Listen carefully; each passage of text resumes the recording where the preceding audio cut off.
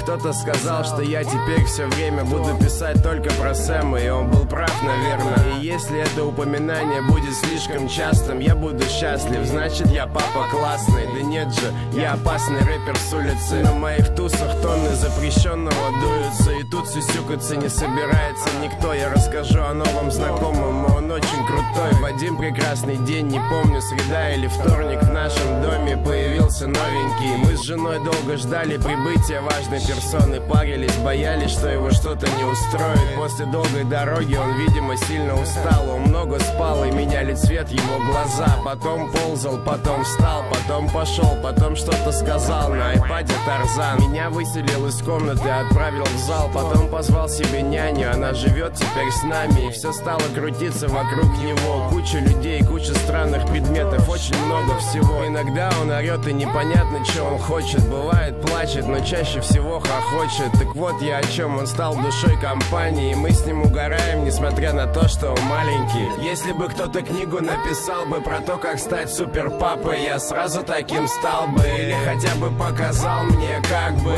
Но мы с Сэмом решим все сами, пойми. Если бы кто-то книгу написал бы про то, как стать супер папой, я сразу таким стал бы. Или хотя бы показал мне, как бы. Но мы с Сэмом решим все сами, пойми. Честно говоря, очень сложно писать об этом, обо всем. Я ведь никогда не представлял себя отцом. И если бы лет 5 назад кто-нибудь мне сказал, что у меня будет жена и ребенок, плюнул бы ему в лицо. Но в конце концов все так и срослось. Я радуюсь жизни рядом с этим сорванцом, и когда он поднимает меня с утра, я рад. И пофиг, что я не спал, за окном дождь или жара. По-моему, сейчас кому-то будет та-та-та, если этот кто-то будет продолжать вести себя так. Сейчас ты бабахнешься, и будет такое бобо. Будешь делать и пойдешь гулять на лос. Сделай маме оба-оба и иди ням-ням. Потом куп-куп на и отнеси это няне. Зачем бить мальчиков на улице? Ты ведь не хулиган, отдай маме помаду. Ты, по-моему, не ляля. Я в полном восторге от этого ребенка, и в отличие от многих я никогда не менял пеленки. Я вспоминаю, как я рос без отца, и хочу, чтобы все от жизни брал этот пацан.